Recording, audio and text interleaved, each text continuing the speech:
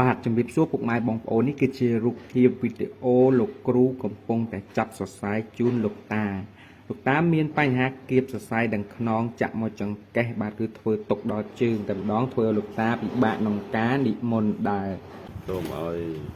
ញាតិញោមពុទ្ធបរិស័ទជាបរិវត្តហ្នឹងដែលមានអាការៈដោយអាត្មាហ្នឹងឲ្យគ្រូសុភ័ក្រហ្នឹងឲ្យគាត់ធ្វើចលនាឲ្យធ្វើសរសៃឲ្យទៅនឹងបានធូរច្រើនបានដើរបានកណាលោកចប់រួយកអាសាកោខ្យល់អាសាវិលមុខអង្គុយយូរទៅចេះតែឈឺចង្កេះឈឺខ្នងឈរអត់បានយូរស្ពឹកដៃស្ពឹកជើងណាឈឺសរសៃពេលគាត់ចាប់ឲ្យបានម្ដងហើយល្ងាចម្ដងទៀតខ្ញុំអាចងើបឈរបានពេលយើងលើកធ្ងន់ទៅវាជាប់សរសៃចង្កេះអញ្ចឹងខ្ញុំទៅមកព្រឹកហ្នឹងឲ្យគាត់ចាប់មកព្រឹកហ្នឹងមានអារម្មណ៍ថាធូរច្រើនលេខយូរខ្ញុំហើមខ្លួនហើម